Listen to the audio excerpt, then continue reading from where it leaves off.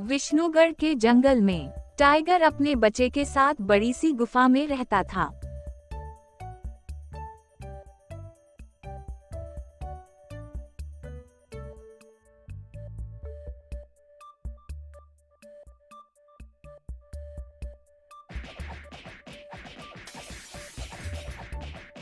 शिकार करके अपने बच्चे को खिलाता था और वो खूब मजे से खाते थे।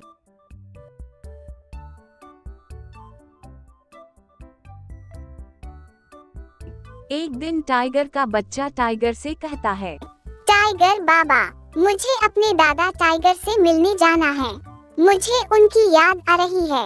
टाइगर कहता है, ठीक है मेरा बच्चा, मैं तुझे मेरे दादा टाइगर से मिलवाने लेकर जाऊंगा और मैं अभी कुछ महीने वहीं पे रुकूंगा।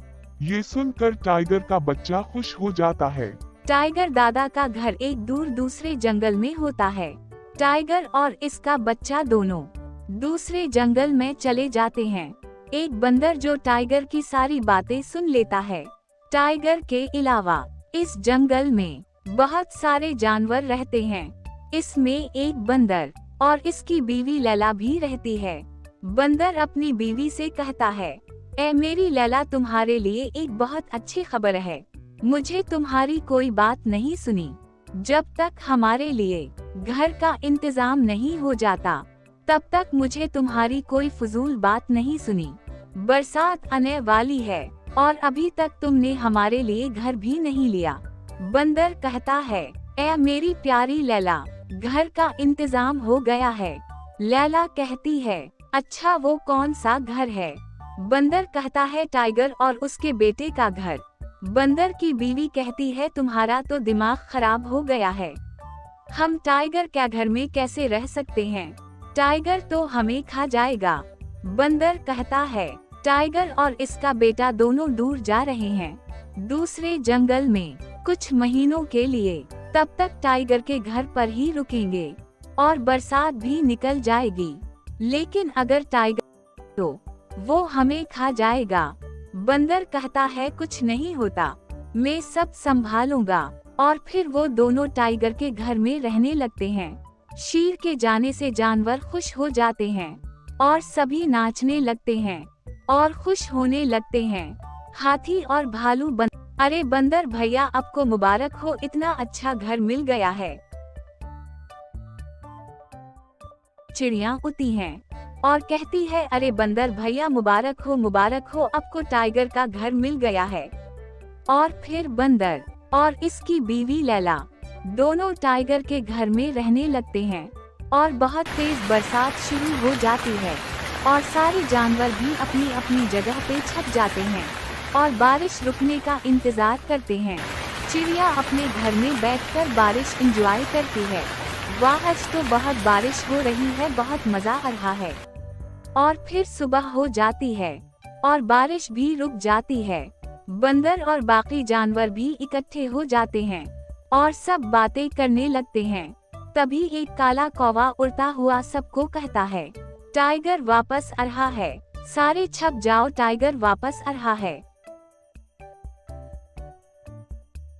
वहाँ लैला बंदर से कहती है, अब क्या होगा? टाइगर वापस आ रहा है, अगर उसने हमें अपने घर में देख लिया तो हमें खा जाएगा। बंदर कहता है, तुम परेशान ना हो, जब टाइगर आएगा तो मैं तुम्हें जो बोलूँगा तो वही करना। टाइगर दोबारा कभी यहाँ नहीं आएगा। लैला कहती है, ठीक है। बाकी जानवर भी इधर से इधर भाग रहे थे। टाइगर के आने से पूरे जंगल में खलबली मची हुई थी।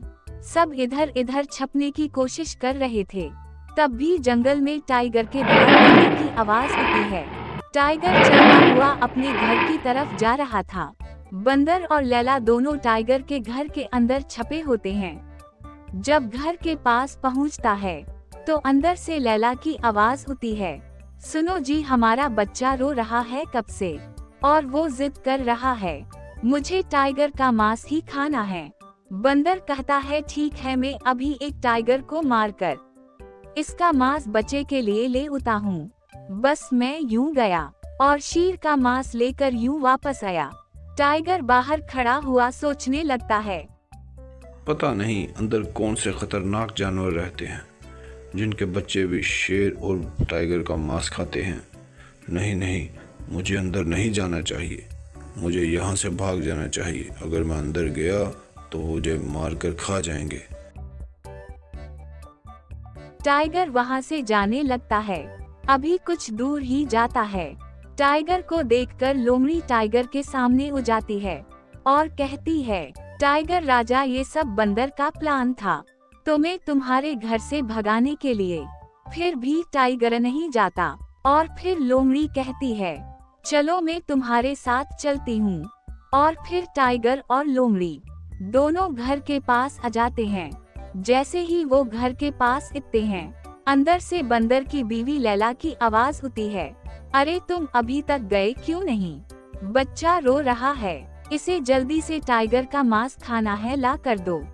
अरे मैंने एक लोमड़ी को भेजा है, वो टाइगर को मेरे पास ले आएगी और फिर मैं उसको मार कर इसका गोश्त अपने बच्चे को खाने के लिए दूंगा। टाइगर को बहुत गुस्सा होता है और वो लोमड़ी की तरफ बढ़ता है और इसको मारने लगता है और लोमड़ी को मारकर टाइगर वहां से भाग जाता है। और इस तरह बंदर अपनी चालाकी से टाइगर को इस जंगल से भगा देता है और फिर सारे जानवर बहुत खुश हो जाते हैं।